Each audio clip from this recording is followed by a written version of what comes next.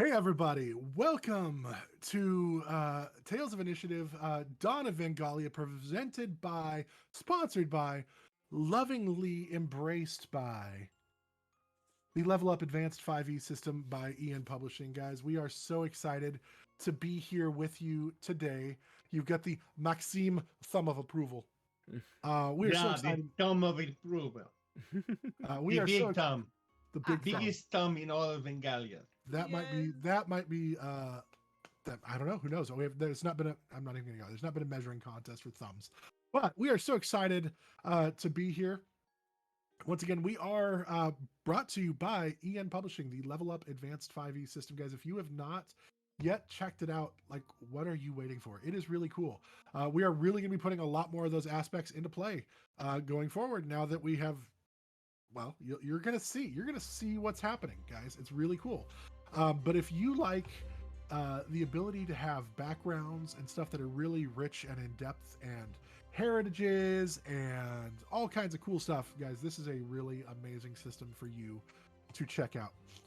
Also, don't forget to check out our other sponsors. Tales of Initiative, we have a lot of great sponsors. We have Level Up Gamers, we have Day 20, we have Emberwind, we have who else am I forgetting? We Fernway have Dice. We have Fernway Dice. Guys, so go check them out. There will be a link to our sponsors in the chat, so you can click on them. All of them come with some sort of discount or hug or something along those lines. It's really cool. Yeah, I don't think, am I missing anything here? We have other shows. We have Tales Does Tales. We have Tales of Misadventure. We have my other show, Sunset over Vengalia, that runs on Wednesdays. We have Tales of Misadventure, TPK, on Fridays. Okay. Yep. We have Star Wars. It's airing on YouTube. So we got a lot of cool stuff there. So yeah, guys, it is really amazing. Hello, Mama B. Welcome in. I'm just trying to think, is there anything else that I'm missing? I think we're good. Are we? I just want to make sure you all know that you're special and beautiful. I hope everybody had a wonderful and safe Halloween. That's nobody got like super sick or anything like that, because you know that's not good. Or a happy Samhain for those of you who practice. Yes, that as well. Samhain, yes. Or just a good weekend overall. Just stayed safe, stayed warm, stayed hydrated, got the sugar fix, chocolate if you needed it, like whatever. We really just appreciate all you guys so much. So I think then, without any further ado, we will once again return to the dawn of Vengalia and everything that goes along with it. This is the dawn of Vengalia.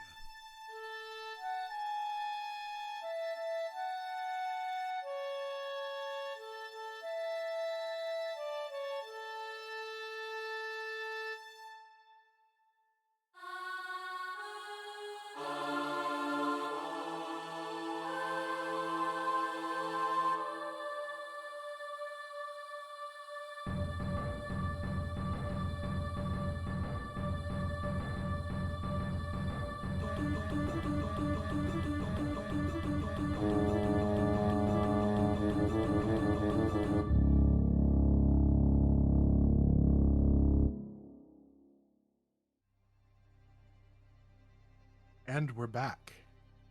I just want to give a big shout out, first off, to Took for putting that amazing intro video together. If you like it, give Took like the big thumbs up too, or give him like a jazz hand, something. That was a lot of fun. Also, I do want to thank our amazing artist one more time for our beautiful character art. If you have not checked out Fox Mythical, her stuff is amazing. You can find her on Instagram as well at foxmythical.art. So make sure you go check out our amazing artist. Give those people some love. And if you have any need for commissions, give them some work. Looking for jazz hands? Jazz. But let's pick it up. When last we left off, the 4 members of our group were all focused on their own activities.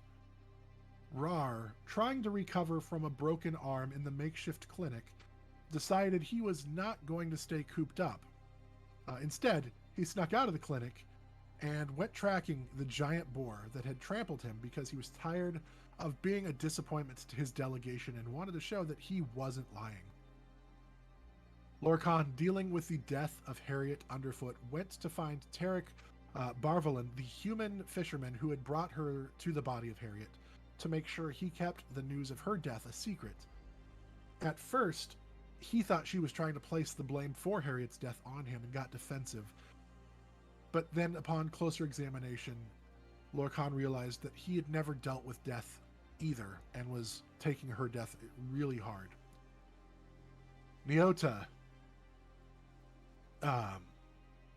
tracked. This game should be called The Dawn of TPK. Very well. I mean, you're not wrong. 3 episodes into TPK, so we're pretty good. Nyota had been trying to track down the poisoner with the help of Primus, the wolf she had found in the wilderness. Was led around, bringing her back to town, where she was brought to the doors of a temple. Maxime went to find Isolde, where he proceeded to declare his love for her. At first, she kind of debuffed these. She was like, this is not the time for this. You've hurt me too much. And after time, instead returned the affection and returned the compassion. And there was some splashing around in the lake. We're just gonna go there. Rar, in his efforts to find the giant boar, went searching and found the lair that he'd been tracking the boars to, and realized that this was too small of a den or a hovel for the giant boar, but crawled in anyway, only to discover a boar's body laying there lifeless, with the fluids drained out of it. Maxime, after him and Isolde had their moments together, decided to go tell his father of everything that had happened, and went to find him and saw his father's body lying there lifeless in a chair with his throat having been slit. Nyota was brought to the edge, or brought into town by Primus to the temple, and saw Lorcan coming out, engaged in conversation with a elven priest named Aranis Zistrith that she had gone after, thinking he might have something to do with the whole goings on, because Harriet's final words were "Ara" before she passed away. Had some conversation, seemed unsure of it, but he was very standoffish and almost smarmy about everything. They stepped outside and were about to walk away when they heard a scream in the distance as Rar was stumbled upon, or was attacked by a giant spider, and the spider shot him with webbing, wrapping him up, holding him tight, and proceeded to bite and eventually kill Rar. Maxime, at the scream, sent Isolde running away to try to find answers, and soon found himself surrounded by spiders of his own, and he was just brought down without ever getting an attack off. Nyota and Lorcan and Primus were surrounded by more spiders. Screams going on all around them. They attempted to fight their way free, but they too were overwhelmed and brought to their end. And that is where we pick up today.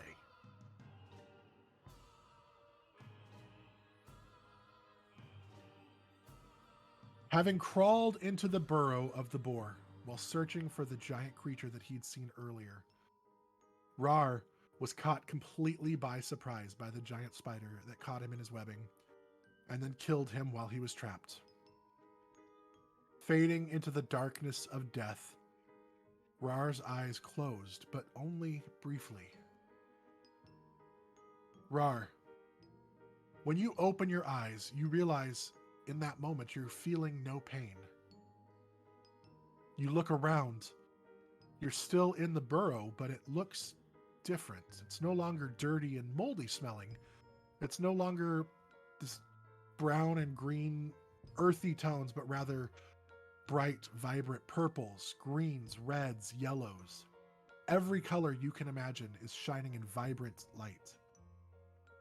You also realize now that the burrow is no longer deep underground, but rather an opening just in a hillside of a forest. You turn and you see trees swaying in purple and blue brilliance.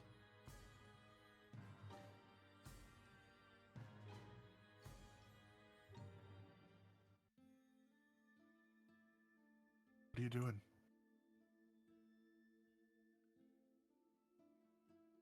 Well, shit. That's the first thing that comes to his like exactly what he says. And then he'll start walking. He assumes this is the afterlife. Okay.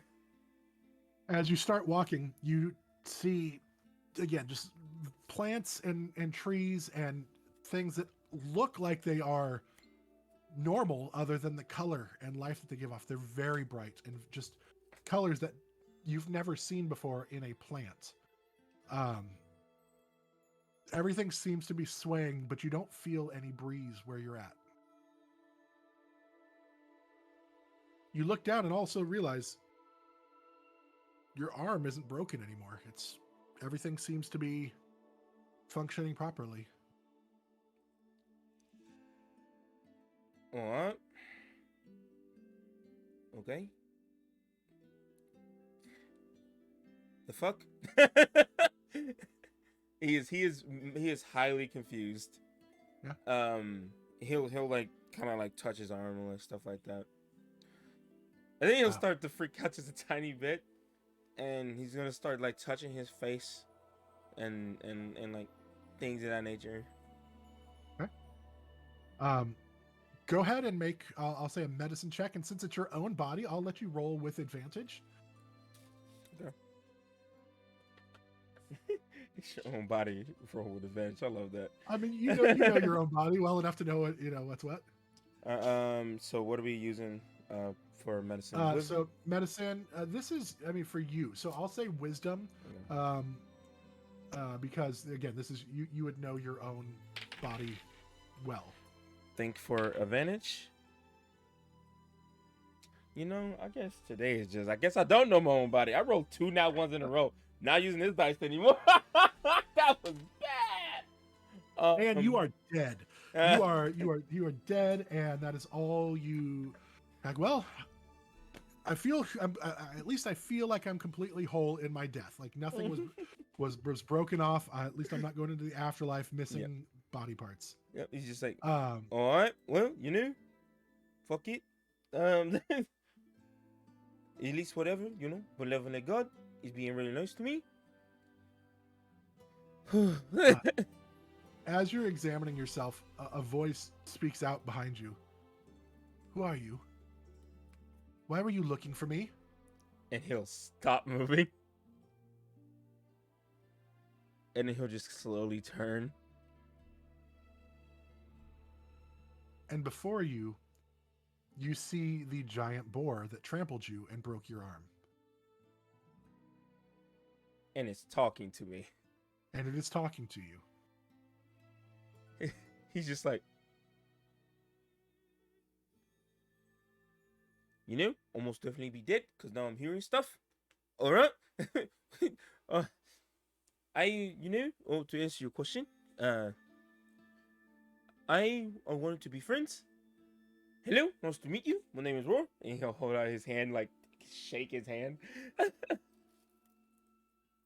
The boar stares at you for a minute, and she goes, and then, I can see that this would be difficult for you. Just a moment, please. And you see the body start shifting, and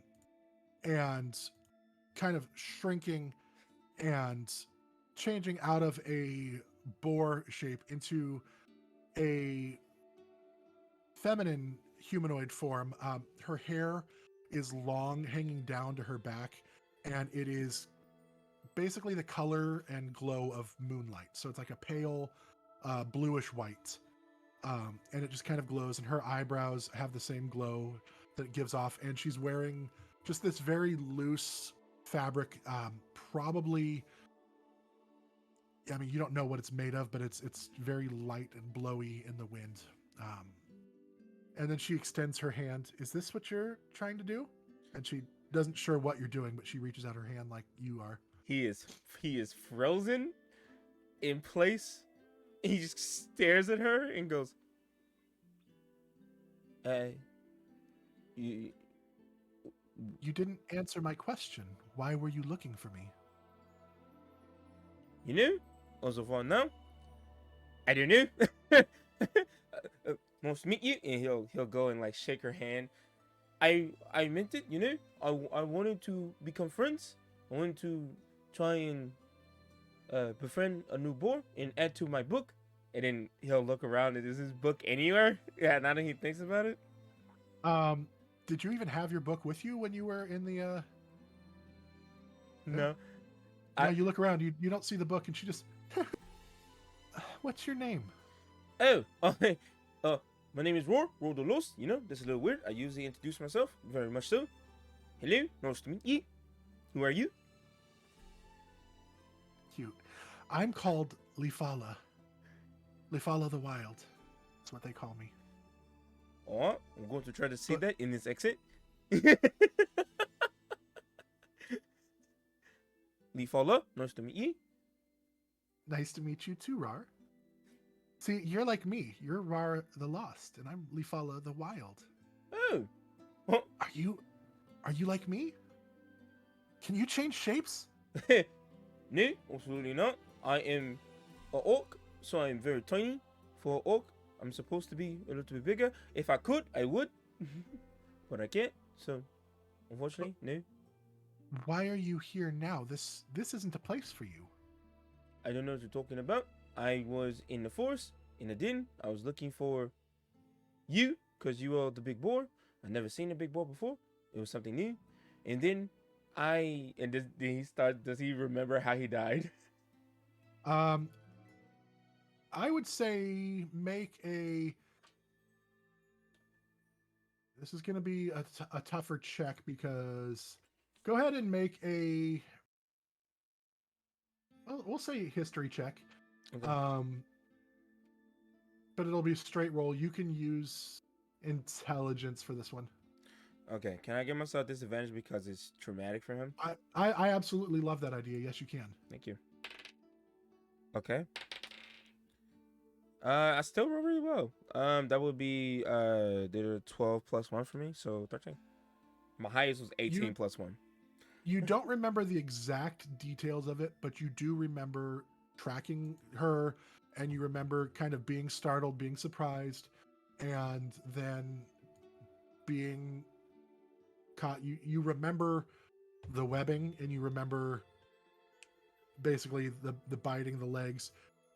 With your love for animals, it's not too hard to put two and two together to figure out kind of what it was, but you don't remember all the explicit details. Well, you know, after, looking for you in the cave, and well, I remember being eaten. So, I died, unfortunately. And I'm assuming that all of this is the afterlife, and you're a god, so nice to meet you. I'm not a god, but I might be able to help you. What do you mean? Help me in what way? Well, you said you were looking for me as a boar because you wanted to make a new friend. Mostly, yes, and also prove that I can be useful. But if I'm being honest, it was a bit selfish. I wanted to make a new friend. You seem pretty cool. You were big and strong. It seemed like you can take an arrow to the back and it's perfectly fine. It didn't crush somebody's spine. Oh, that rhymed. Oh, it rhymed again. You wanna make a friend, and you wanna be helpful. Yeah. Rar, can I tell you a secret? What? Let me get my secret hearing ears on, and he'll just like do this like weird little lock thing in his ear. What? Here you go. I could use a friend. Oh. And someone to be helpful.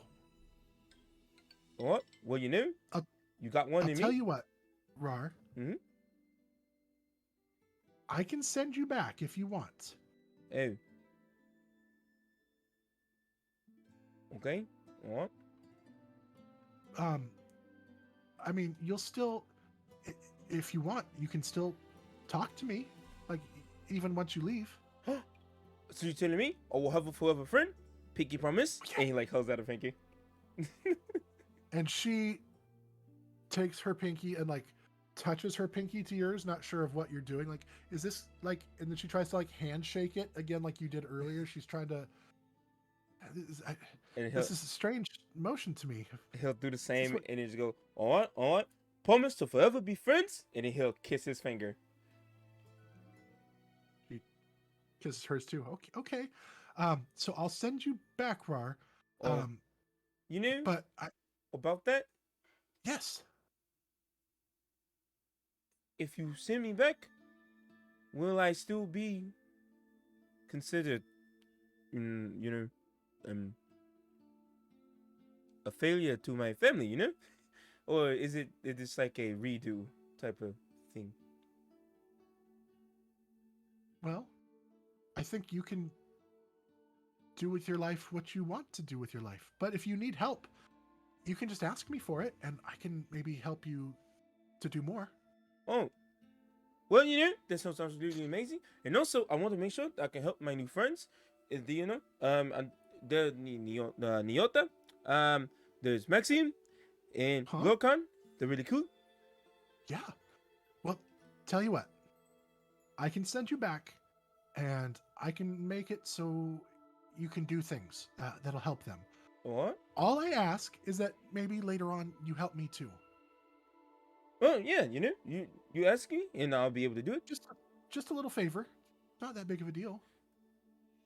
And he'll look at her and go, "All right, pinky promise." She does it, and then she like wraps her finger around yours and like pulls you in, and she says, "Just say my name anytime, and I can give you stuff. Just remember, all I need is you to do something for me Yeah, no later problem. on." Okay, yeah, sounds good to me. It seems like you're bringing me back alive. Wait, you're bringing me back alive? And she blows, and the colors start fading, and the darkness swallows you up again for a moment before your eyes open.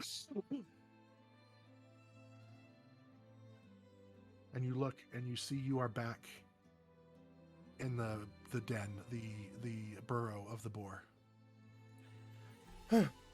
Oh, shit. That was a crazy dream. Look down at your finger and you see a silvery, bluish, pale, moonlit hair wrapped around your finger. He'll just look at it. Well, a very not dream. That was real. Was that real? That was real, He's like feeling himself again. Has something changed? You feel stronger. You feel. Go ahead and make another. I'll say insight check on yourself, or a. And again, this would be kind of like at advantage. So I'll say it would be insight, or you can do a medicine check kind of thing again for yourself. I'll let you pick either one. At advantage, using your wisdom, your knowledge of your own body, to determine what's changed. 17 for medicine. You absolutely feel stronger. Your arm feels better. It is no longer broken. you feel this presence that you didn't feel before. Oh, and okay, and he'll just kind of, cause he was crying, so he'll touch his eyes, and the makeup is no longer actually makeup anymore. It's legit his skin, and he just kind of touching. He's like, oh, oh shit, oh no, what? No, no, no, no, no. He'll just kind of stand in a panic. What? What? You got this? Yeah. All you gotta do is go back to the village and just explain that your arm naturally healed. Nothing happened. Don't mind the thing on my finger. If they can see it, maybe they can't. Maybe it's invisible. You know? And then you get to Lokan, go, oh no, I got lost, but I'm okay now. I didn't run away, which I did, but I did do that. And then I'll go and find Maxim, and maybe he can help me go find the bigger boar. Wait, I found the boar. Oh no. He's kind of like sit there with his head in his hand. What? What? Alright, alright. And then he'll start going back through the little hole and trying to make his way back to the village if he can. Perfect. So you head back to the village. We will go ahead and then go over to Maxime. Maxime, falling next to the body of his father, who was slain sometime before he was discovered, Maxime bleeds out on the floor in his father's armor with a glaive that his father had carried next to him. When he takes his last breath, he feels a strong sense of betrayal. Floating in darkness, anger and bitterness fill you as you realize you weren't enough. The promise wasn't enough. Then you look around and you see you are floating in a vast, empty darkness, and there is nothing. You realize there is no emotion. There is no pain. There is no light. There is nothing. You float in the emptiness for what feels like eternity, and since there is no time, it very well might have been. A quiet voice whispers in your ear, "Isn't this exactly what you needed? Isn't this exactly what you wanted? This is peace. There's no anger. There's no pain. There's nothing." This is oblivion. This is not peace. Show yourself. This is ridiculous. This is peace requires a mind. This is just emptiness. Your mind is your own, but to feel that there is no anger, you are having to manufacture that emotion right now.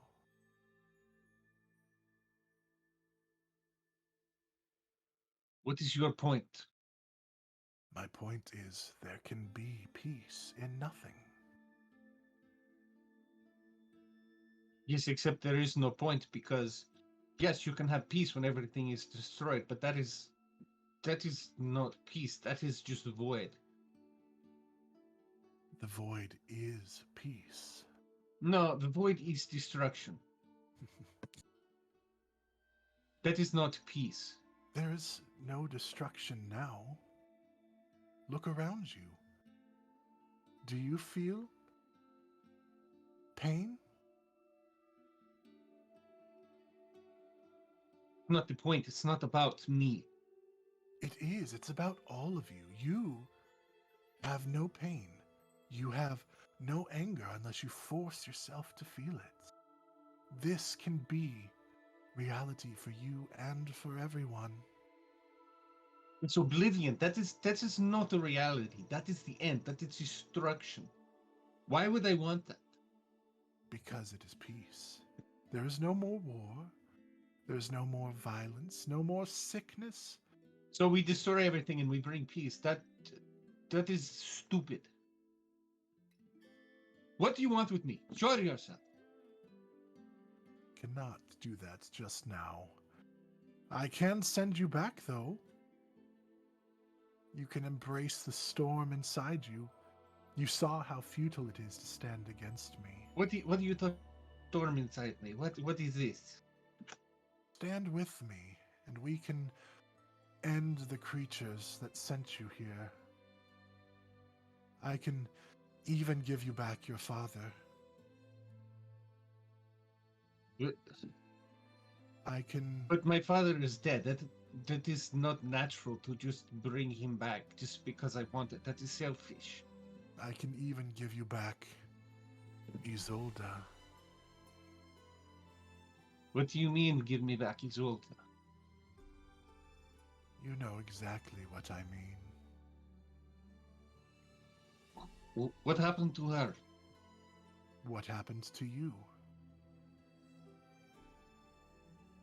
The spiders were very, very thorough.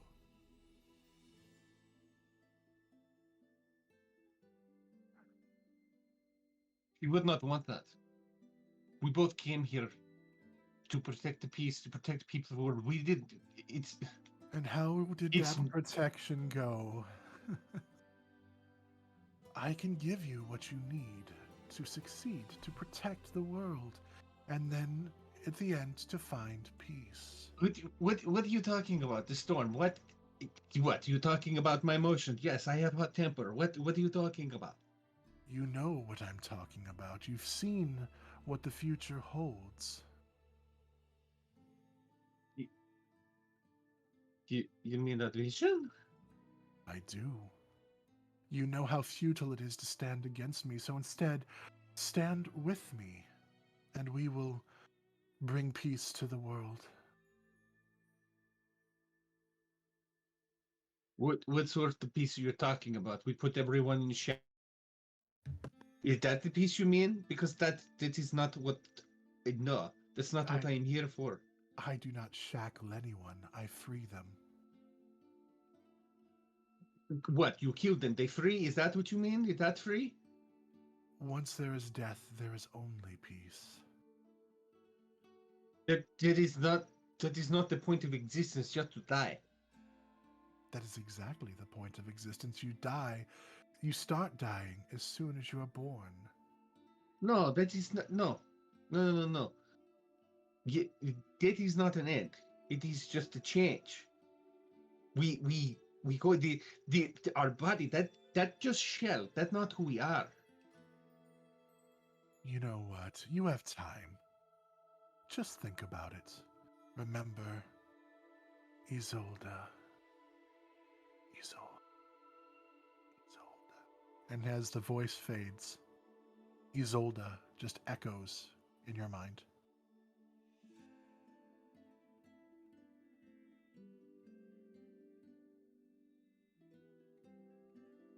So you're just going to leave here till I make decision? Is this your idea of free? I sit here until I do what you want? No answer.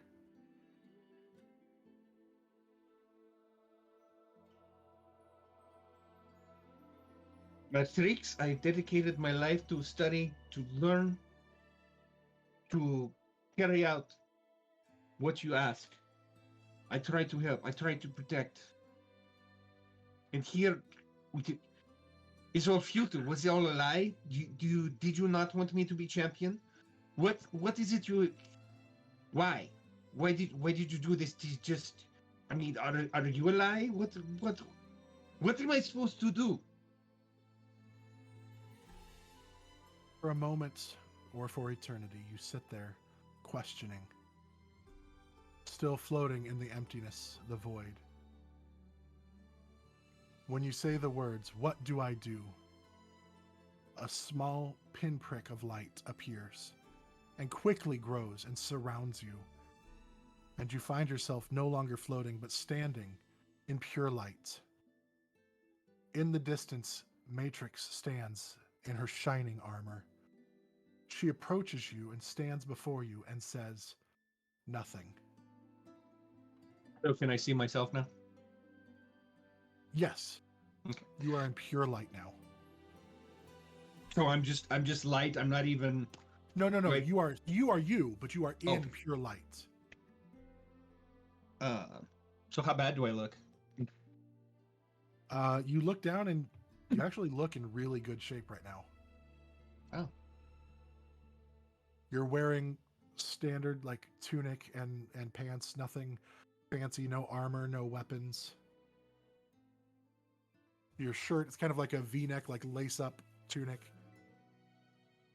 Unlaced, so like your chest is slightly, I mean, it's just undone, it's not tied up, formal, anything. You're very, very much like farmer type clothing.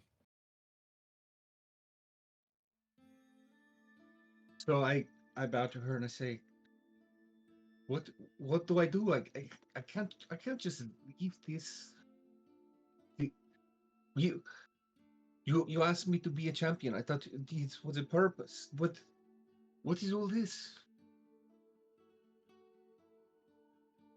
Maxime, I asked if you would be my champion, if you would give your life for the others.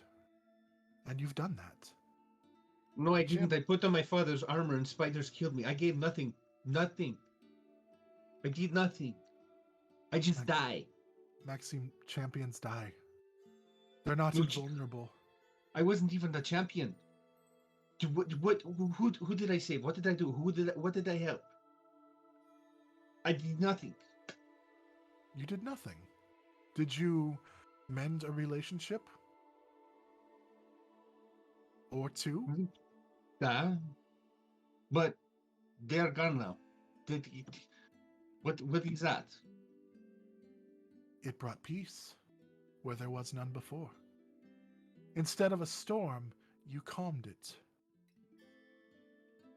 But they're gone. What? Some people go their whole lives never making amends with the people in their lives. You fixed that. Is that not enough? Can you not go into peace and find your rest, knowing that you have repaired those relationships? But what about all the others? All the innocent people who they need help. Like, yes, it's So- nice for me, but what about everyone else? So you would do more. Yes, I would do more. When I said I wanted to be your champion, I wanted to see this to the end. I didn't want to just make up and kiss a girl.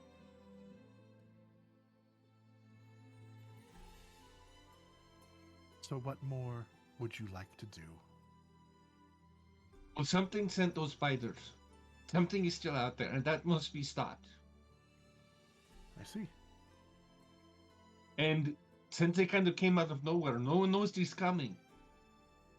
People must be warned. People must be protected. They must be taught to protect themselves. And whatever is causing this must be stopped. And we're also busy squabbling amongst each other. Someone needs to show that we need to quit trying to kill each other. We need to stop this evil thing, whatever this evil thing is. And if you die again, what then? Am I to send you back over and over? Well, I don't know. You say you want champion. I say I be champion. I'm trying to do that. I'm trying to help. As you keep talking, she places her hand on your chest one more time, where she placed it before. And you find that you're no longer able to talk. And the warmth that you felt in your first encounter, this time becomes a fire that burns into your soul.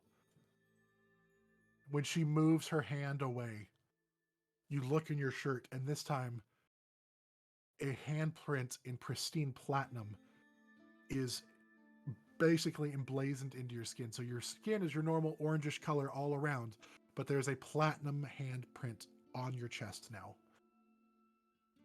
All the feelings that had been held back by the void come rushing into you. The promise that you made the first day comes back to you. You are the only one that can do this. The Lady Matrix has chosen you. And she looks at you. Then go. Be my champion. And she pushes. And once again, You find yourself soaring through the light into darkness. You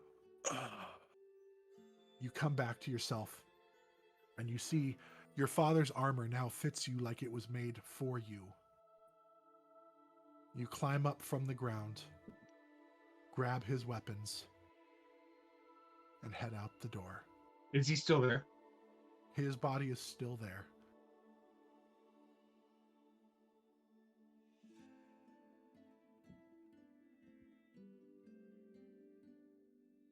Papa, I'm so sorry. But I am back. And I will stop this. I will stop this for you. I will stop this for Isolde. All that you have taught me.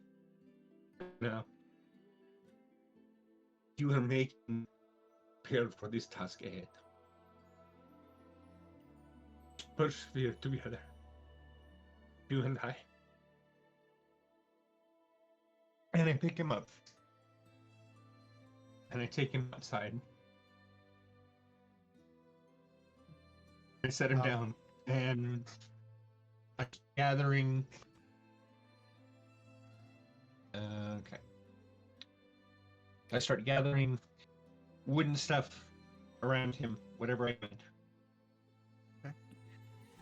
And that's what I'm going to do. Okay. So that's what you start working on. We're going to cut to Lorcan.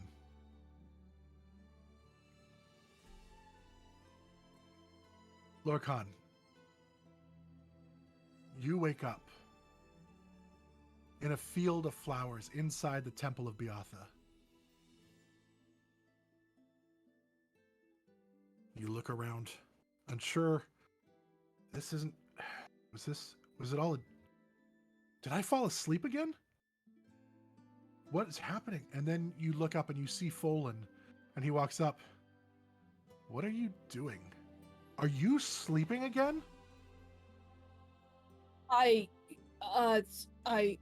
You are going to be in so much trouble if they find out you fell asleep on the job again. Lorcan, can't believe you.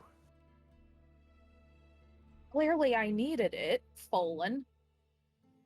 Well, clearly that's more important than your temple duties. Did you even attend morning prayers yet? Do I have any idea what time it is and stuff? Make a perception check, kind of like looking around. And this would be based on like intelligence. Okay, so perception. You're trying to make a survival check. I'll say you can either one, which if you do one better than the other, just try to figure out the time based on the light. Okay, that's a solid 18. And I do see, as an Eladrin, it says you have a expertise in survival. If you want to add that. Okay, so, oops, that's not that. Let's do this. So add a D4. So that's a dirty 21. Okay. Well, of course it's a dirty 21 if it's 21, silly. I rolled a natural 21, everybody. Yeah. I think your dice are broken. You absolutely know it is somewhere in the times of 9, 10 o'clock. You absolutely should be at morning prayers right now. Okay. Okay, I guess I'll be getting off then, so I'll just Better stand up hurry. and Shouldn't you be on guard duty, Folan? Maybe I should. Or maybe I should make sure you get to prayers in time instead of falling asleep every step of the way. Or I just mentioned to your father you neglected your duties to come find me. How about this? We And then keep he walks your... away. Uh-huh. That's what I thought! He just gives you a little wave as he walks away. Asshole. And I'll just, start walking towards the temple. All right. You head to the temple. Everybody is there doing their morning prayers. Are you trying to sneak in quietly to be unavoided? I'm gonna sneak in and then see if there's any spots in the back, like the far back. Go ahead and make a stealth check. Ah, damn it. And I'm going to say, because everybody's... no, it'll be straight roll. I was going to say, because you're coming in late, Yeah. I was going to have you roll at disadvantage, but everybody's going to be busy praying, so they won't be actively watching for you. So it'll be straight Should roll. it? Well, one question I have is it at disadvantage because everyone will probably be quiet and you could hear a pin drop? I think most of them are going to be pretty wrapped up in their prayers, Okay. and so I'll keep the straight roll. Okay. 8. You come in and you're trying to be quiet, and you kind of bump into one of the braziers that are like with the keeping it lit, and everybody turns and like you see a few of the priests just. Hey, everybody. I'm gonna put the brazier back up and like dust it off. Everything I'll just. okay, Lorcan? Yeah, everything's fine. Everything's just ducky. Mhm. I'll sit. Okay. And the prayers continue, and you go about your prayers. Afterwards, you proceed to go and do your duties. You're watering the flowers. You hand out food to the poor and the hungry. Go out throughout your daily duties. You are just doing what you do. As you progress through the day, make an insight check. Just a straight Straight roll. insight. Okay. That's a 17. The dream is still sticking with you. Was it a dream? That you have this memory of a village that you had been sent to. And then this vague memory of a fight with spiders and something, but this is all happening right now. You've gone through this day and you're now gathering for your evening meal, sitting at the tables with everyone. Food is being brought to you, and you feel this almost like this tickle behind your ear, but then it goes away. And then some of the priests come around you. Are you okay, Lorcan? Yeah, I'm I'm fine. Just haven't really been sleeping all that well lately. Oh, well, do we need to examine you? Sleep is very important. No, I'm certain a good cup of tea should be enough to help me for the night. Thank you, though. Are you sure you're okay? And they kind of like lean in, like kind of like what doctors do, like pull down the eyes to look at your pupils and like checking your temperature. You seem a little winter. I'm fine. I should be fine. Just need some extra rest. Thanks. And I'm like leaning back to kind of keep the distance. No, you quit. You're. Why are you pulling away? This is not normal for you, Lorcan. You need to. And then now more priests start walking up to. Is everything okay here? Yeah, she's Everything's acting, fine. she's acting weird. She's been meandering around all day. I think she was sleeping in the flowers again. They start gathering, and now there's about 8 or so of them gathered around you. And like, Lorcan, this isn't normal for you. You're normally very diligent about your duties. And what's happening? And you feel the tickling behind your ear again. I want to stand up and like try to wiggle my way through the crowds just to try and get some space since I'm feeling a little claustrophobic. I'm fine. I just need some air. Make a strength check at disadvantage because there's so many of them that they're pushing against. Okay. This one. I think we know what it's gonna be. Yeah, so that's a 6 straight roll. There's just so many bodies pressing against you at this moment that you can't move. And you hear there's this concern and this hum and this murmur. It starts getting louder. And they're just all like reaching in towards you, and you feel that tickle, and this tickle actually begins like warming, and then for a moment you hear a voice. Fight it. You can be more. Fight it. What? I'm just like hearing that. I'm just getting like really distracted and preoccupied, and I'm trying to like push all the priests away. You at that moment you feel this sharp pain in your arm, and you look and you see one of the priests is actually bit into your arm. Ah, I'm gonna try and yank it to get away. Let And then go! another one bites into your back Ah, and into your neck. I said let go! And I'm gonna shove my hands out.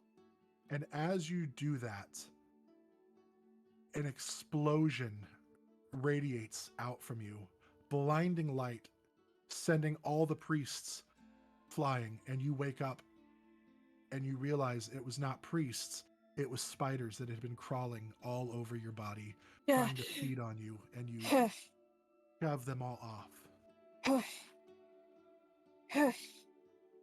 And we're going to go to Nyota. So we'll come back to you, Lorcan, in just a minute. Nyota, after watching Primus be overwhelmed and killed by the giant spiders, you also found yourself quickly overwhelmed and succumbed to the piercing bites of the spiders. You open your eyes, and you find yourself walking through the woods, side by side with Cruthier. These are woods that you know very well as you've made them your home for your entire life. You look over to Cruthier, and you find you're already in mid-conversation with him. The trees and animals all seem to be thriving rather well as a result of it, don't they? I, I'm so sorry. Forgive me. I must have been lost in thought. What were we talking about? Of course. The trees, the animals, everything, the very vibrant life in this forest. You've done such a wonderful job of helping nurturing that. Thank you. It's always a joy to bring happiness to these spaces. These spaces are sacred, and I wish that more people regarded it as such. But it is my life's work, after all.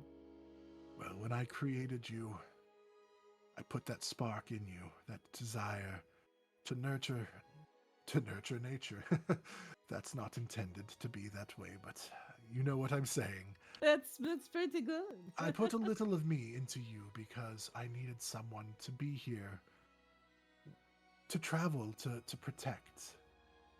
And look at what you've done. I created from the clays. I pulled them out of the ground. I sang to them. I sang to you, and you heard my song. You truly are one of my greatest creations. Now that I have your ear, I can't help but ask. This is something I've always wanted to know. Why? What made you want to make all these creations in the first place?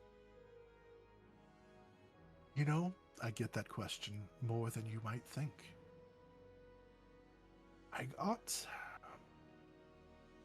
Have you ever just felt the desire to do something and it just wouldn't go away? You just had to express yourself some way. And so you acted upon that.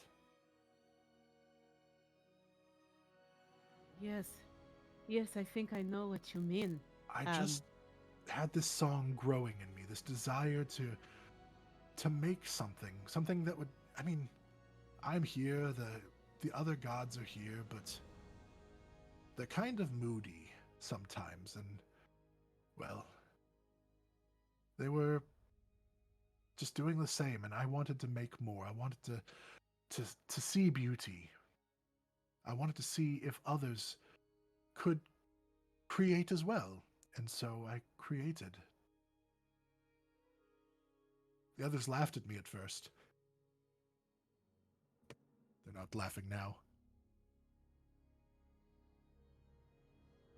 I find it often difficult to describe to others the sensation, the emotion that wells up inside of you when you create something, and she waves her arm, and where there may have been a young tree that is not yet started to flower nearby as they're walking, suddenly erupts into this beautiful array of flowers on its branches, pink and purple, as they start to walk past it. And there's nothing like it. It is Nothing at all. it is beautiful. It is beauty. It is life. It is unique. And you did it. You know, I've never thought that I would find somebody that would fully understand. I hoped, but I didn't dare dream that somebody would fully understand what I feel in my being the same way. This desire to preserve and to create and to sustain the beauty of all things, of all living beings. And yet here you are. You realized it. Well, as much as anyone would like to claim a sole responsibility for that, of course, I'm only just a part of. And there's a look of like hesitation on her face where she looks like she's trying to remember something. Go ahead and do an insight check.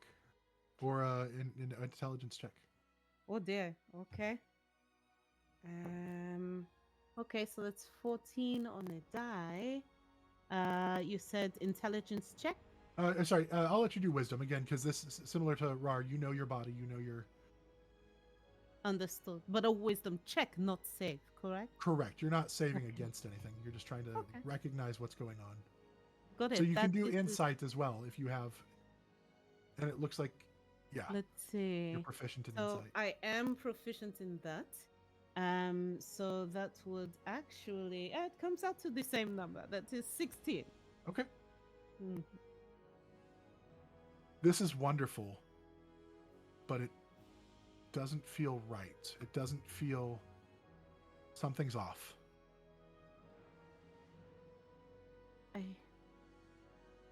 I do you ever feel like there's something right on the tip of your mind, but you can't quite grasp it? I People think gods don't understand that, but we do. All the time there's something on the cusp, on the brink of realization. feel like there's something or someone that I should remember. And is there any aside from the foliage that's around us, Mhm. DM, are there animals that happen to go through at all? Would you think about any animals? I do believe a wolf would come to As mind. you start thinking about a wolf, you see one kind of skulking through the forest. Um, And he pops and stops and turns his head at you.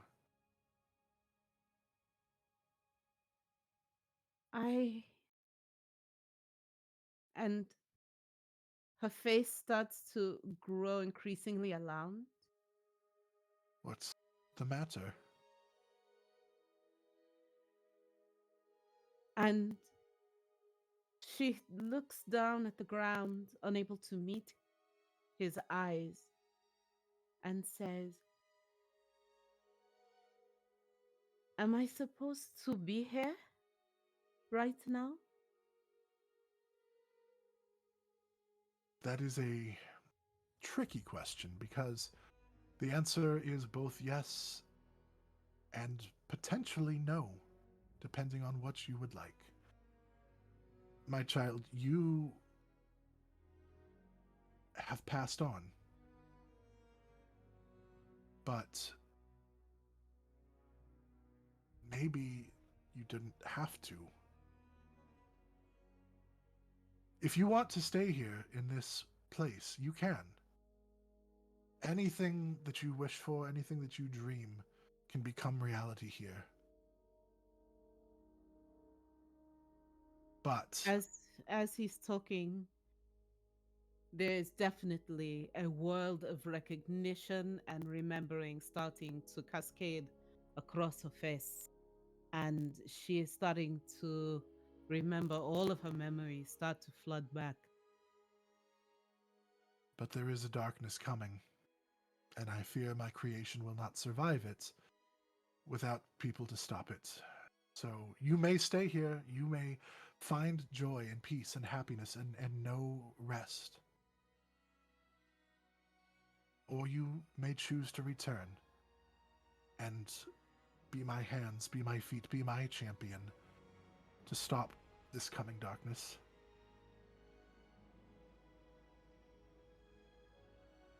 Nyota wells up with tears just cascading down her face.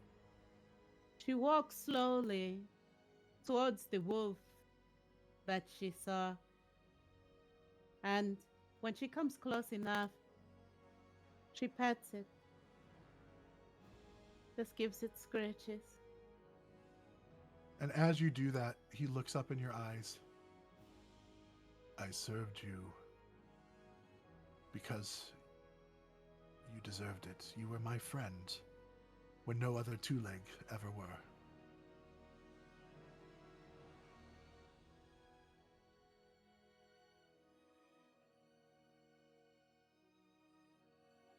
Primus, my friend. It is so good to see you again, but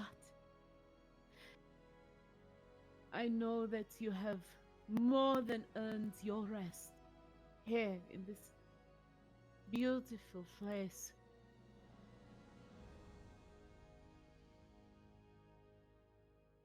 But as much as I wish that I could stay with you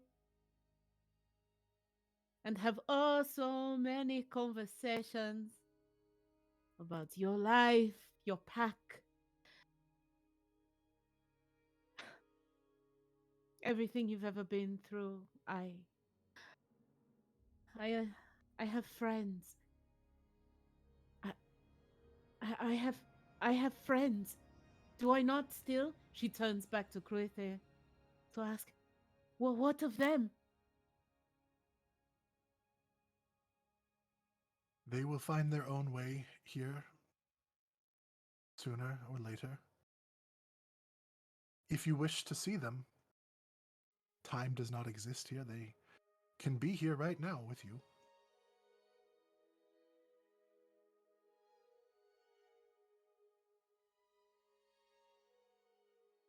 But that would leave our work unfinished.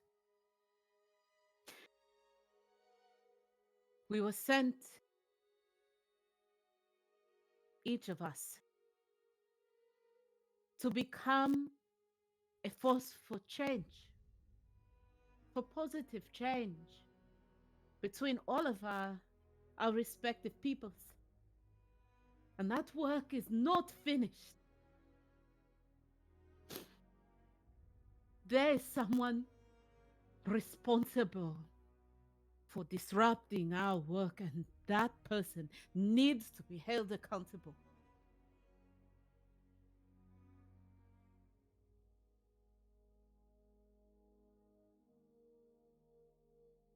My heart truly would want my friends to have a peaceful, wonderful afterlife, but we have so much more to do, so much to give to the world. No. I will go. I will go back. And I will help them. And I will And I will strengthen be you. your champion to do it. And I will strengthen you. And you will be my champion and grow in creation. And together, maybe we can push this darkness back. Take courage. You will need it.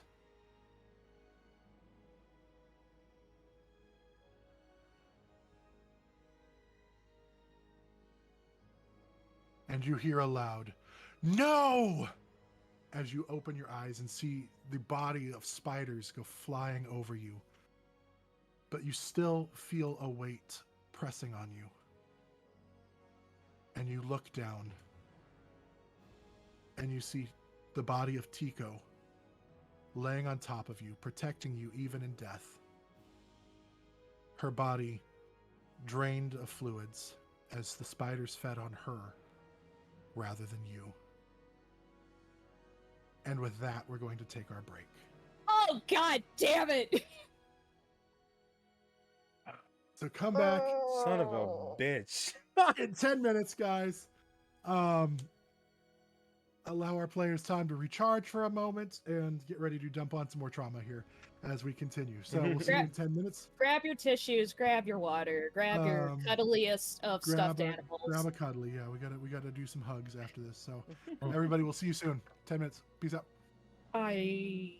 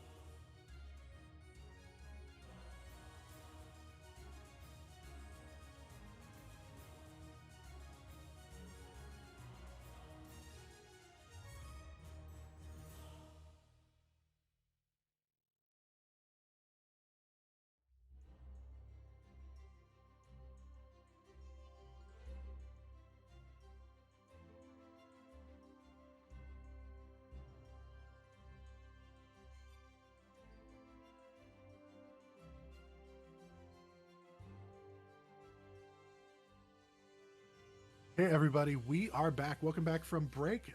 So glad you are here.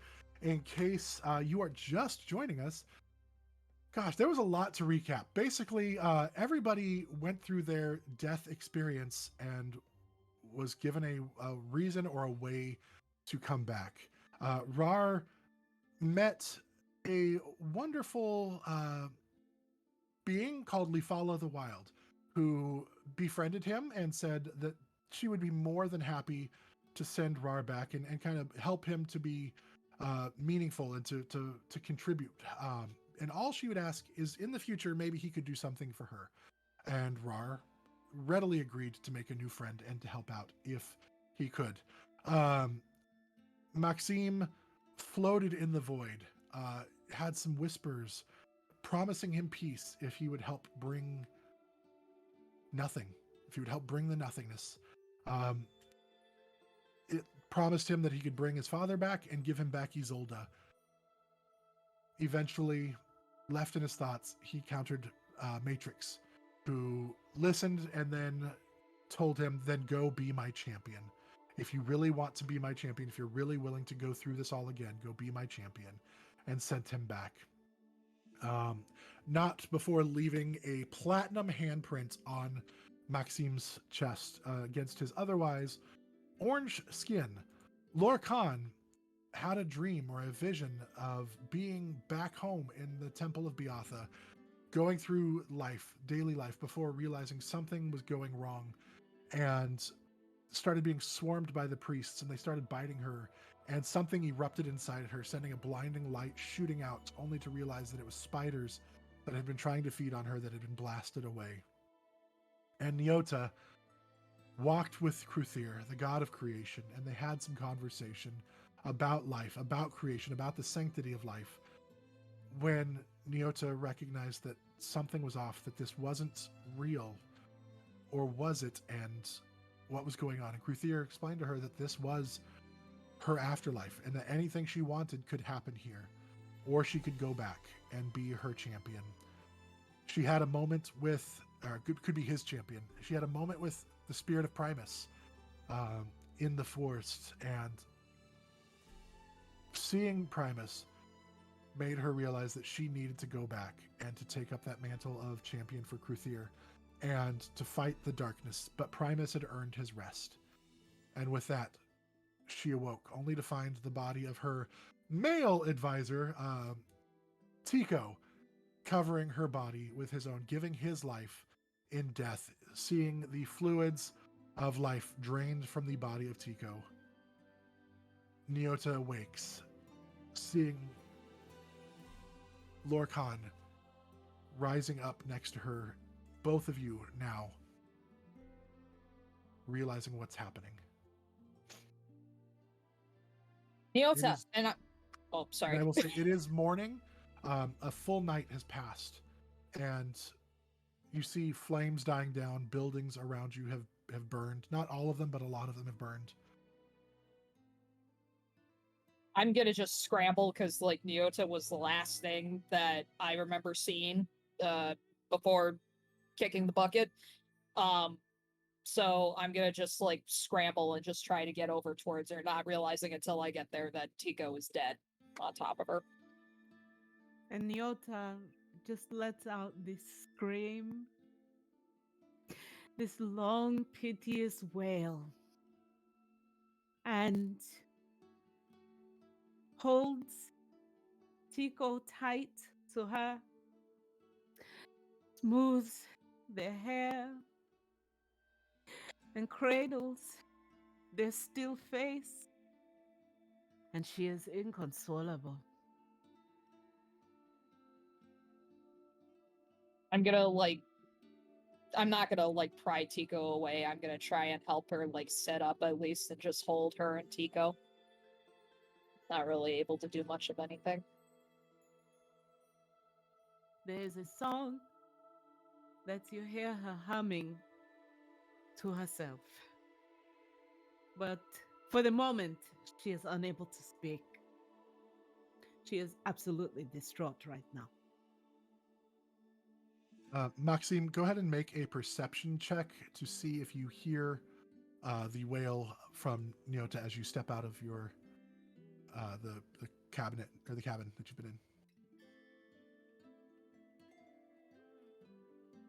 You're muted, by the way. I'll say nope. What'd you roll?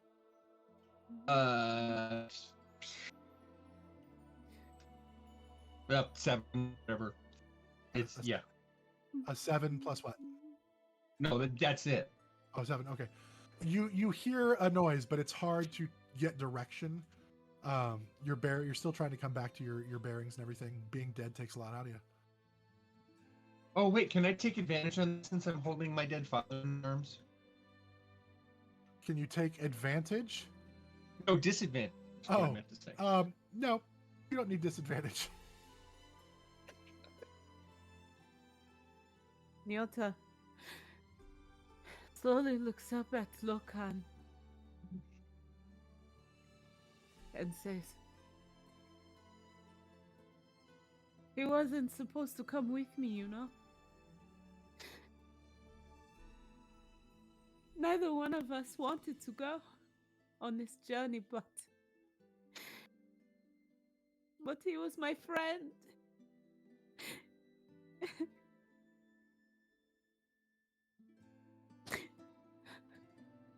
Yota, we can't stay here.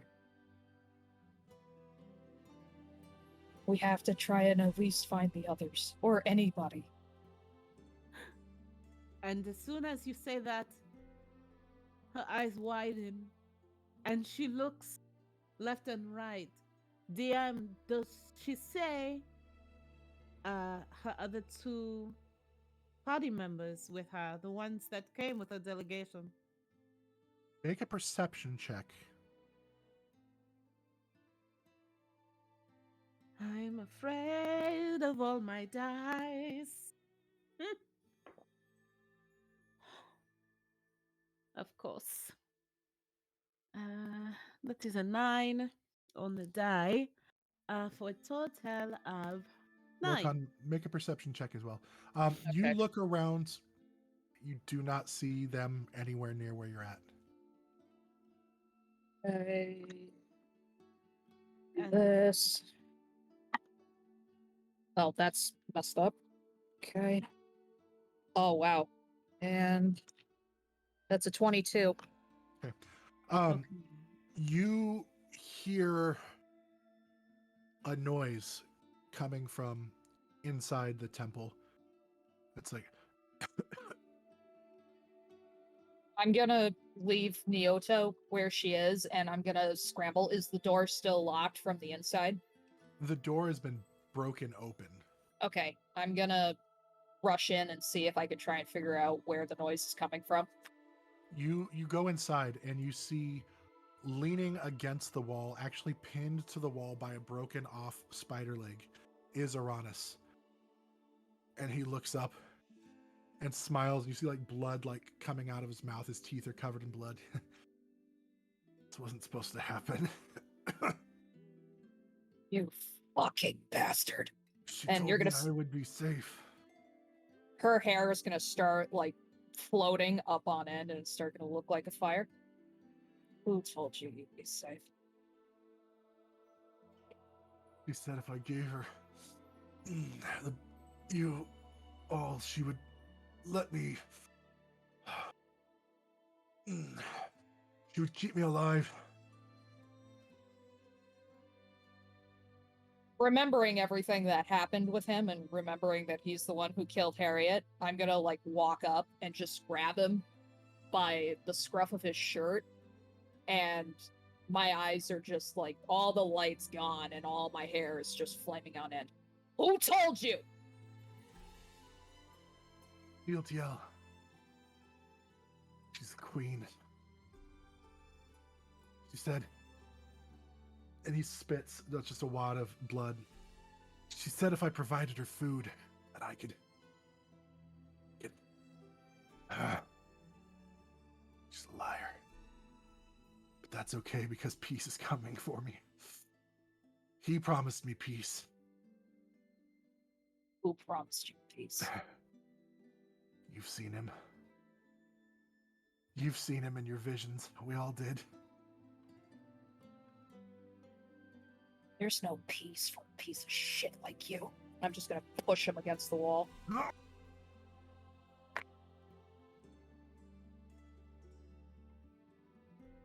I hope the spiders finally get their meal. You don't understand. We can't stand up to this. The gods are just using us as pawns. There's only peace in death. So I welcome it. Well, you don't have a lot of people here who are gonna miss you. And I'm just gonna walk out and leave. You'll be joining me hair. soon. Not for a long time. I count on it. I'm just gonna go right back to Nyota. My hair is still flaming. I'm still beyond pissed. When you come back outside, you hear Nyota just calling, screaming, Mbeko! Izara! Mbeko! Izara! Someone help me, please! I can't leave him! I can't. Just- Maxime and Rar, I'd say both of you at this point hear the voices and are probably close enough to be drawn to the noise.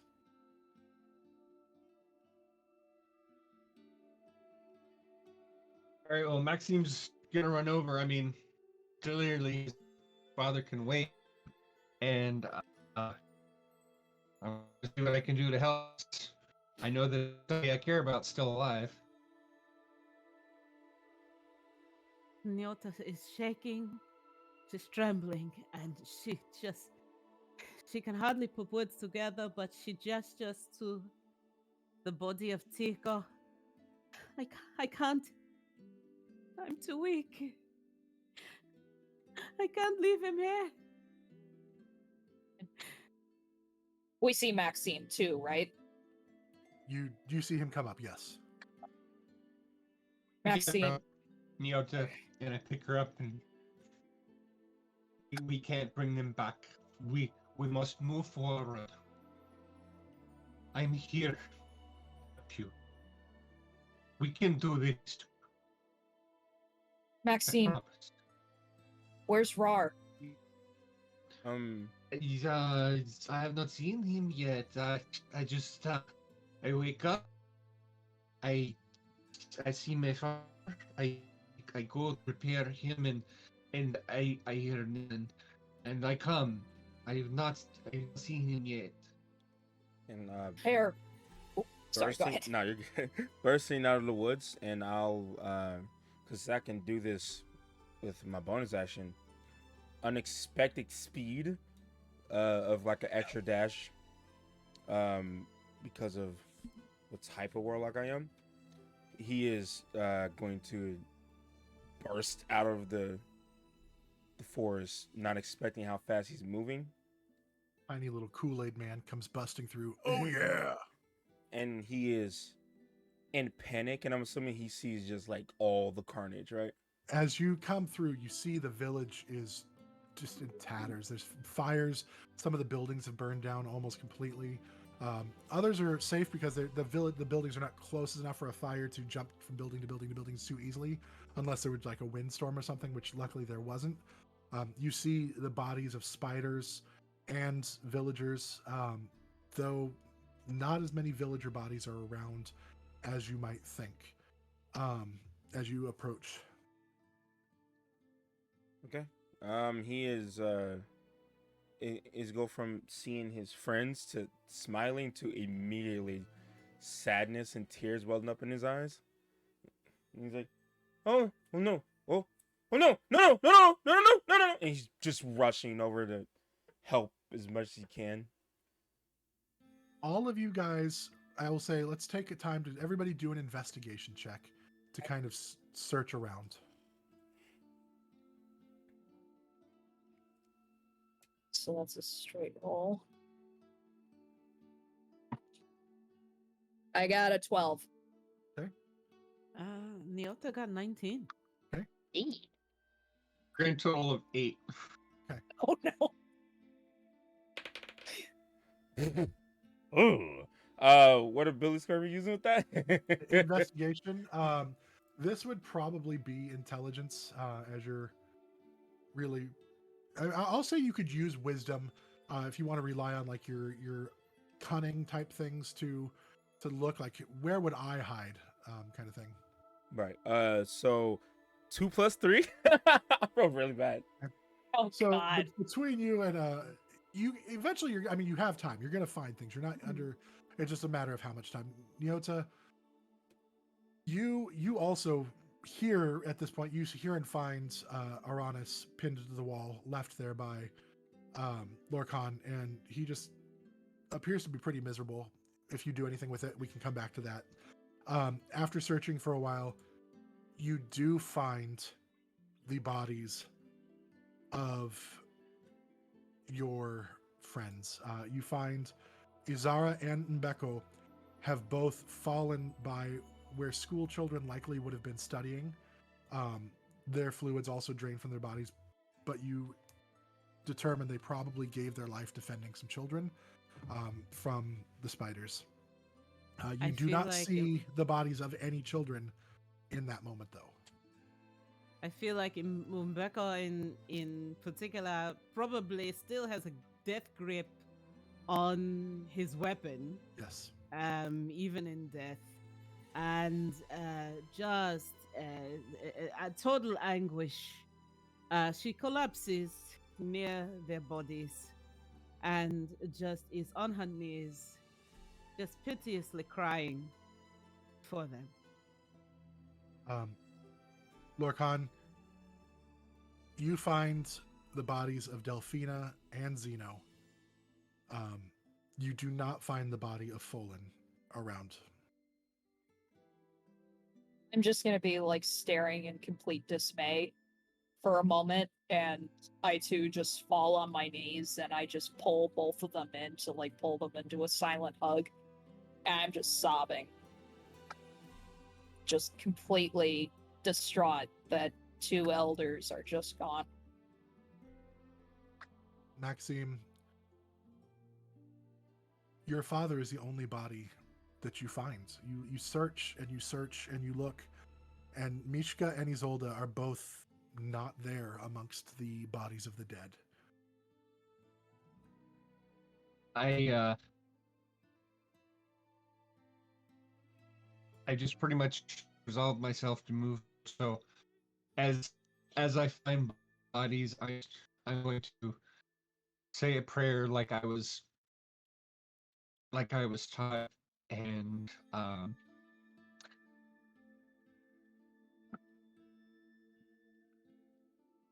going to commit all their faces to memory, and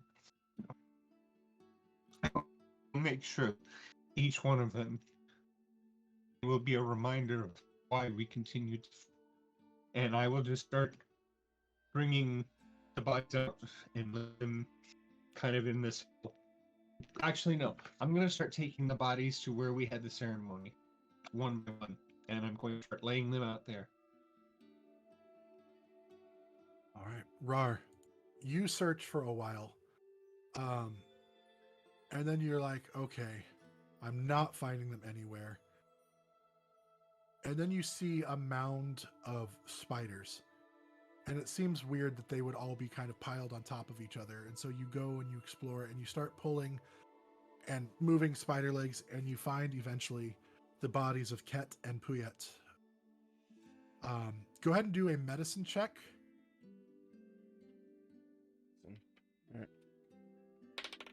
Adding my wisdom, right? Yes, please. That's 12. Not too bad. Okay. As you're checking, both of them appear to have been drained of all their fluids, but somehow Puyet still seems to be showing some signs of holding on to life. Struggling in the final moments, probably just about to pass. Puyet, he'll just kind of bend down next to her. Does it seem like she gets her wounds from trying to protect anyone or save her own skin? it appears they were both fighting the spiders. Like they were. It's hard to tell this. They were literally covered in a mountain of spiders. So even if they were only protecting themselves, they were doing it valiantly, which is what the orc, way. You fight to the death. And you don't see any bodies of others around here, but you don't see. I mean, it's really hard to tell what their intent was at this moment. Okay. Since Puet was the only one that was kind of nice to him, he'll put her hand in his, and he'll, what? Yeah, Leafola, please, and he'll, without knowing, cast Spirit of Dying. And as you're saying, please, you hear, and then yes, you feel this burst of energy from you, and then you feel the heartbeat of Puet start to regulate. He'll look over at. Matter of fact, he doesn't even care. He'll look over and then just kind of stare. But then he'll just go back to tending to Puet. And then he'll go, Maxime? Maxime? You're muted. And run over. What is it, my friend? What can I do for you? She's dead. Could you I mean, she's not dead. I mean, she's hanging on, and I can't lift her. And he's just sobbing. I gather her up and say, they fought to protect. I know you may not have felt as close to your people. They did not always treat, but in the end, they died fighting for what right. Well, Look at them, Marar. And stand up like they did. We have work to do. And I know you did. I have faith in you. I've always had faith in you. And be by your side. And we will avenge them, I promise you. And he'll kind of, because she's now breathing, right? She is. She's still unconscious. Still at 0 hit points, but she's stable. He'll just grasp her hand and as Maxime is carrying her, and just go,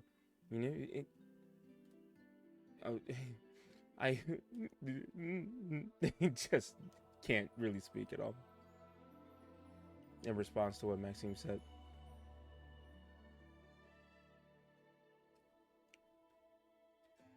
You can do it. Go ahead and try. And he'll just look at his pinky. Is the hair still there?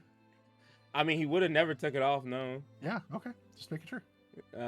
So he'll grab her wrist and just, what? And try and do something. He's not exactly sure what he's doing. But again, without realizing it, he'll cast the one use that he has of it. Warlock. Cure wounds. There you go. Go ahead and roll the dice for Cure Wounds. I believe it's the first level, so it's 1d4 plus. No, Cure Wounds should be better than that, but let's go ahead and check the... I can't remember, yeah. Let's look at the official level up spells. For Cure Wounds would be 1d4 plus spell modifier. Okay. Oh, that's big for me. So... yeah, my spell mod is... No, Cure Wounds should be 1d8 plus 1d8. spell modifier. 1d8? That's not healing. I thought that was healing word. Nope, healing word is the weaker one. Cure Wounds is the stronger one. Oh, my bad. Okay, hold on. So healing words level up advanced 5th edition tools set for letting me check out that spell so quickly.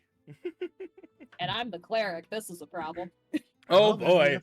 That's why you go to that spell slot and check that out. That would be 5. All right. 5 points. So as the 5 points of healing go into her.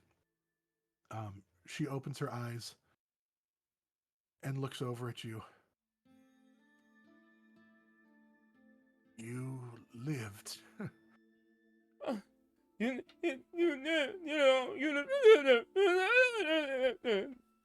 No.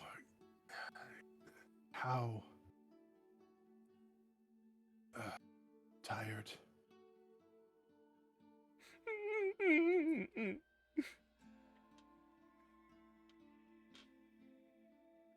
And then she just kind of falls back asleep, but she's breathing, and you can tell she's awake and alive at this point.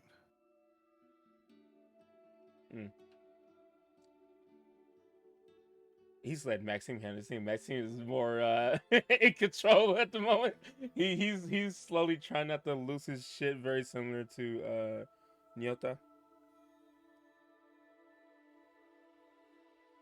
And what is this one name again? Piet. Puyet. So I, as I'm carrying Piet to the others, which is orc, so I mean, this is actually some work for me. Say,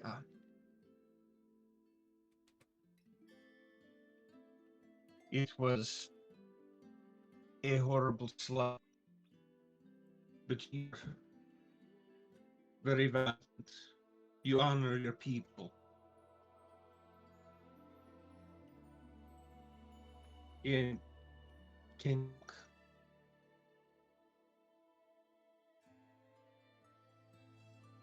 Your audio is pretty rough right now, Shane. I don't know that anybody really caught what you were saying. No. Yeah, you were Okay. breaking up pretty bad. You were roboting out.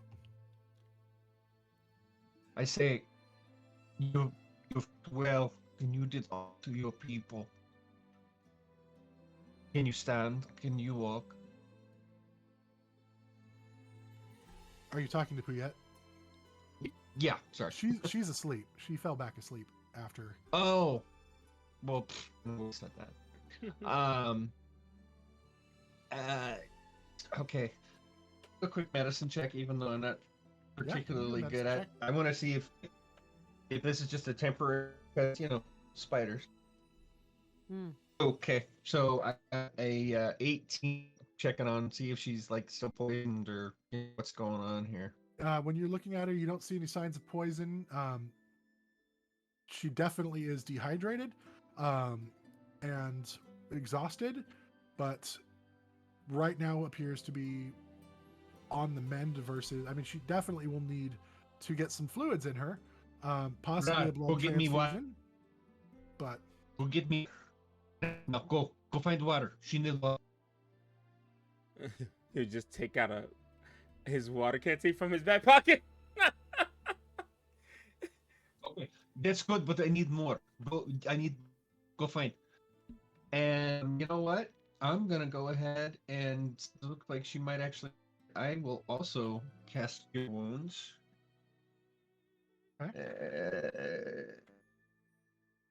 And just trying to help me with these survivors. And okay, so it gets a total of 7 more. all right, Glorious hit points. that would be bring her back to full health. Okay. And I kind of stop, set her down, and I'm not going to try and wake her if she doesn't wake up. I'm not going to put her away now, clearly. And I just kind of sit and wait until Rar's back, make sure she's doing okay. We'll go ahead now and go back to Lorcan and Nyota. What are you guys doing right now? If Lokan can help me move their bodies, it would be them to moving the bodies of Isara and Mbeko and Tico, seeing that Maxim has started moving bodies to the area where we all began at this settlement. Putting the bodies over that way, and starting to build a burial cairn for those three at least. Realizing that some cultures have different ways to memorialize their dead. How people are the ones who would use rocks. So it'd be just a matter of moving rocks to create these mounds to memorialize them. And if Lokan is okay with saying rites of a sort over the bodies, I think after we, memorialize our own dead just within the party, um, I think Nyota would suggest to Lokan, perhaps we have, of course, are not the only ones who have lost anyone. Do you think we could get our other fellows together here? Anyone who's left to help memorialize our dead? What do you think?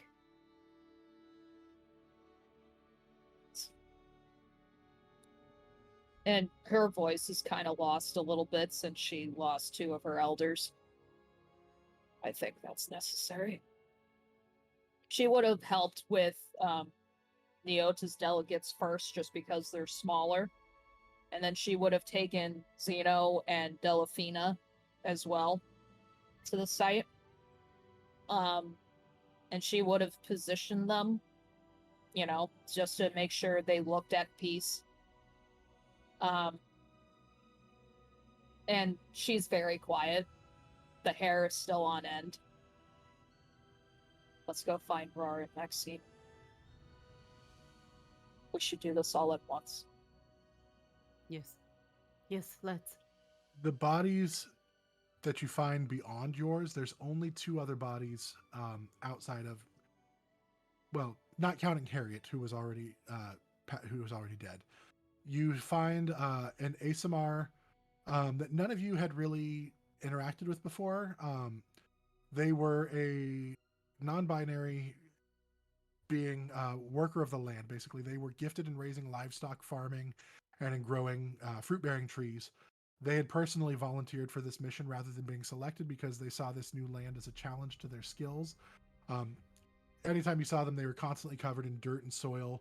Their clothes were rugged and sturdy for the job they had to do. Anytime that you did talk to them or hear them talking, it was always quiet and thoughtful, but always worth listening to. Store Brightwood was their name. They were out in the fields, probably one of the first ones actually attacked. And you also see another who was it? Who else did I have there? There it is. You see the body of Salik, the female Aarakocra, who also had been teaching the children, that had been the last minute replacement delegate. You also find her body as well. And you still have the body of Aranis in the temple, still holding on, but doesn't appear to have too much more time left. Lorcan's going to make sure he stays right where he is because she doesn't want him anywhere near anybody else being buried. So, in our gathering of stuff, do either Nyota happen to mention that Mention what?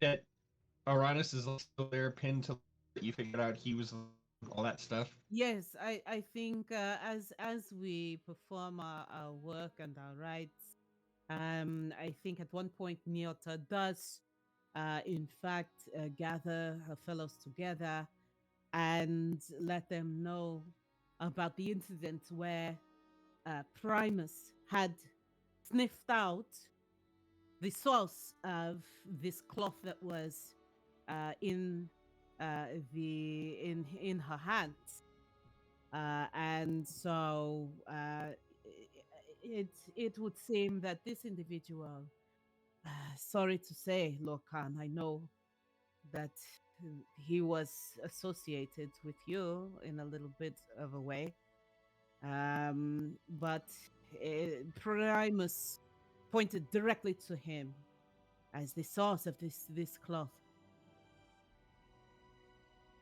He's the I one think, my responsible. friends, we should have chat with Uranus. And I do mean chat. He will teach on reward soon enough. He's And I certainly not. He's go certainly in not going anywhere. and walk up to him and so, what made you think this good idea? Because clearly it did not work the way you thought it would. He looks up and he's at this point borderline delirious. Sweat. The front of him is now covered in even more blood. You've seen him, haven't you? Yes, and you know what? You think that your end will be peaceful, there will be more pain. I tell this friend. When you die, what is in your heart you take with you. You will spend your eternity. Jeez. First of all, you have faith. Second of all, this thing that you're doing right now, Israel, you are told one thing, get something else, but that is going to be your eternity. You will not know peace. You will know fear. You will know that some powerful being told you something, and when they got what they want, they threw you away. So, I hope eternity without peace is enjoyable. We will care and we will defeat this cowardly, nameless thing that won't even fix us. You, this feeling now, you will for eternity. I hope you are happy with what you have given yourself. And I turn to the other and I say, our work here is done. We must honor those who deserve honor. Marks out to where all the bodies are laid.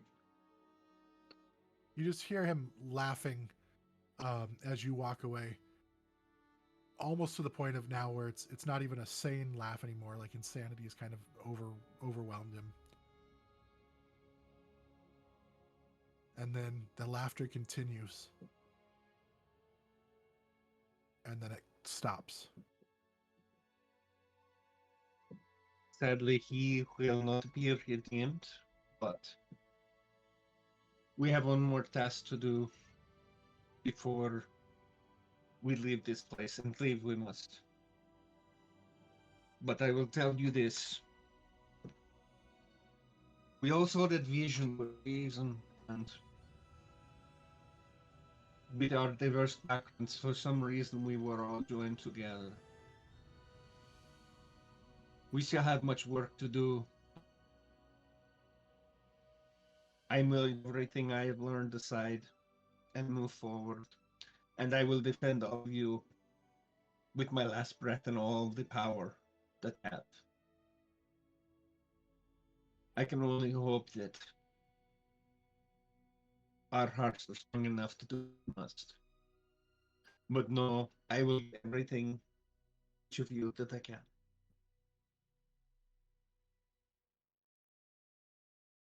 I will be honest with you. Grethir came to me again. Once I was on the other side of the veil, and he gave me the option to stay in the afterlife where it was peaceful. It felt like home. He even said that the rest of you could have joined me. But I tell you, my friends, we don't have one more thing to do. We have many. There's so much that we need to do now. Now more than ever. The entire reason why this conference was put together in the first place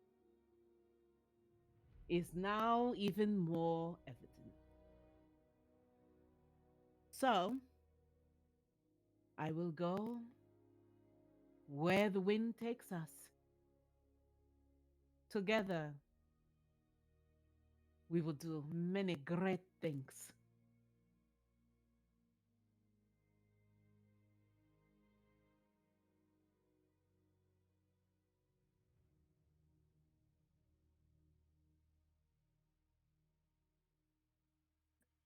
Ah! What will Orkan? Nothing. Nothing there. Yeah, no, it's nothing but tears. Like that speech made him even cry even more. He, And I thought the beat had cut out. Oh no! just it's just a stare and then loud screaming and then he's just gonna do a tackle hug. Oh, Tiniota? Oh no! okay. Yes, my friend. Okay. Oh, yes. All right. I just not so tight. I need to It's breathe. like Okay. snot and tears, all of that. Like All right. All right. So, what will Orkan? What is your thing? I'm just gonna like turn to face all the bodies of everyone who's died. My eyes will linger towards Zeno and Delafina. They were old enough for the beginning, almost. They would tell me so many stories of what everything used to be. How there was discourse, but peace too.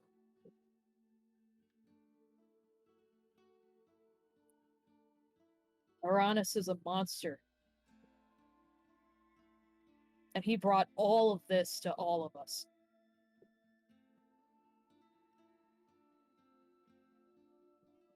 He gave me names.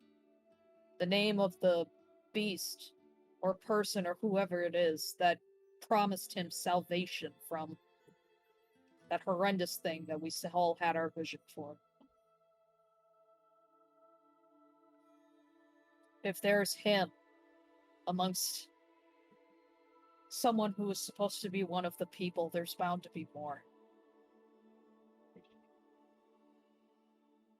I will not let another monster stain the faith that I try to promote towards everyone. I am a simple woman of the cloth, but I will be damned if another innocent life gets taken. woo! Sorry. I couldn't hold that in. I'm so sorry. And I think as Lokan, if Lokan presides over a bit of rites for the dead, as she speaks, Nyota's eyes go a glowing green, and suddenly you see sprouting from the earth around all of the burial cairns or graves that are dug or burrows, anything and all ways that the dead are honored.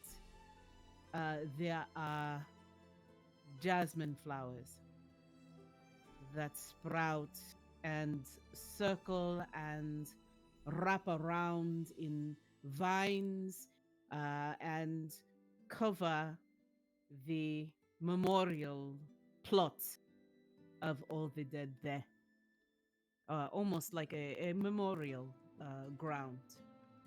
If she would allow Roar's not leaving her side for a while, if that's okay, Of course. he would try to help, not really knowing what he's doing, and then he makes a little tiny flower out of his fingernail and freaks out a tiny bit.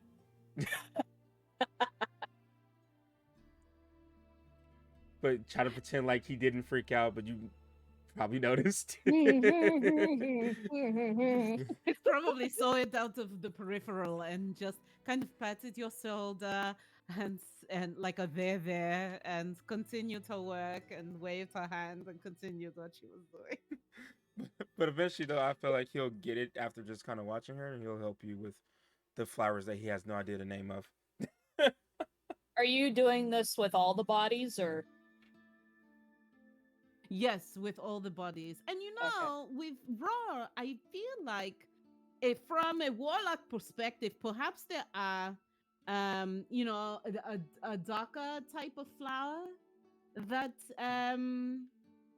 perhaps that you would use Produce. instead, or poppies or something, you know what I mean, like something that's a little more warlock flavored, as opposed to, I think together it would be quite a pairing around each grave. Yes. I would like to note when if you any of you buried uh this sage, should I say, the older wizard looking man, Varden, I can't remember his name right now, like off the top of my head. Which one? The one that was laying next to Piet. Oh, your person? Yes. Mm-hmm. That was, because I've got you guys right here. Mm. Ket. Ket. He has the easiest name I came up with. He's gonna make sure you don't put any flowers or anything on his burial at all. Really? Why, my friend? Yeah. I'm going to be honest. He doesn't deserve it. Not a good person, you know?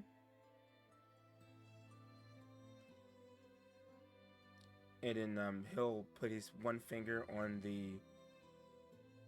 what's what I'm looking for? On the grave where he is, on the grass, in the dirt. And he'll do Druidcraft, because I can do that now. And one very dark, nasty looking flower will grow. Ooh. The one that he can think of would represent how he thought of him. Ooh.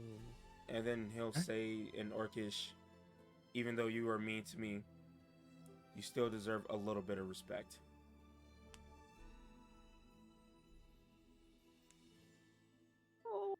While that's happening, while all that's happening, Lorcan will still be cycling through all of her prayer beads, and she's actually going to start setting up a kind of a vigil of sorts, where she'll kind of like dig a piece of wood into the ground, and kind of drawing inspiration from what happened with her dream. She'll actually cast Sacred Flame. So her hand is going to just kind of reach up, just kind of thinking like an I wonder sort of thought. And small flames will start to dance on her fingertips as she starts moving her fingers to the top of that little thing of wood, kind of signifying an eternal flame for all the lives that were lost. Love it. Once everybody's kind of settled into their thing, they're a little bit calmer. I'm gonna go back to building up the pyre that I was, and to the wood there, and we'll lay Yaroslav down And I will just squeeze his hand time, and then I will put him at rest, and I will say,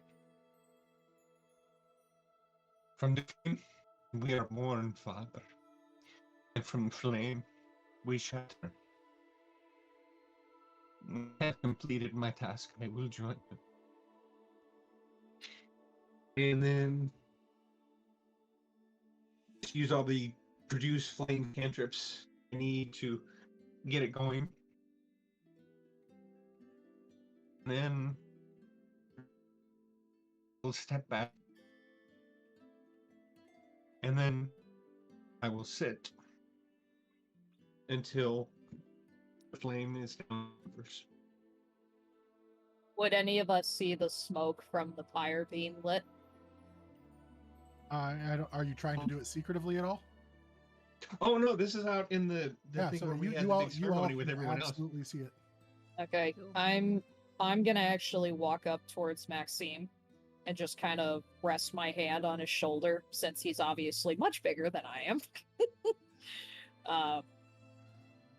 And I'll actually speak in Sylvan, something to the effect of, "May the soul of this wandering warrior finally find peace in the victory halls of righteous feasts,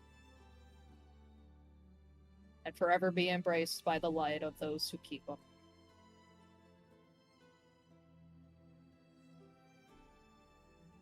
I'm sorry, Maxime. Not, you know what? He's okay. My father taught me, perhaps not always the way of light, but in I see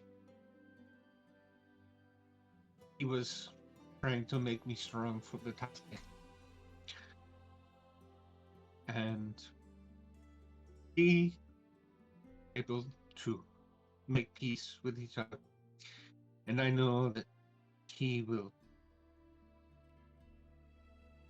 carry on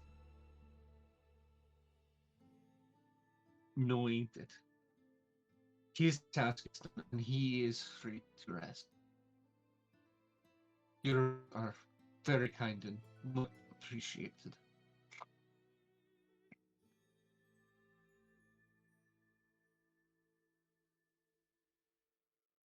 Let's make him proud then. That we will do. I'm gonna squeeze Maxime's shoulder, and then I'm actually gonna walk back to the temple to see Aranis's body. And still very upset as to all the information that he gave and just the absolute terror he unleashed. I'm actually gonna raise my hand again and cast Sacred Flame to burn him. As you use Sacred Flame to burn his body, the flames slowly consume his clothing and the wood around him. And as his body burns, a dark black smoke pours up. And you hear almost like a sigh of relief echo through the air. And then in your head, you hear a "thank you."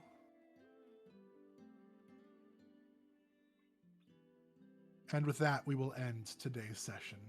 Oh shit, what did I do? What did I do? All right, everybody.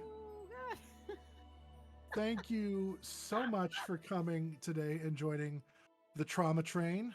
We really appreciate all of you and the time that you give us. We look forward to seeing you next week for episode 5. Number 5. Number 5 is alive. So come back next week. Come see what's happening. And where do we go from here? We no longer have the village to keep us safe. We've got to figure out what's next for our group. So come back And next what week. the hell I unleashed? And what just happened? We don't know. Oh Lord. So come back next week. Be kind to each other. It is a season of thanks. So be thankful for something. Find somebody to give a big hug or high five or an attaboy. Encourage one another. But take care of yourself. Love each other. Love yourselves. And until next week, are you ready for more tales? Goodbye, everybody. Don't unleash Bye-bye. any bad spirits like I did. Don't do that. Eh, Thank you. or do.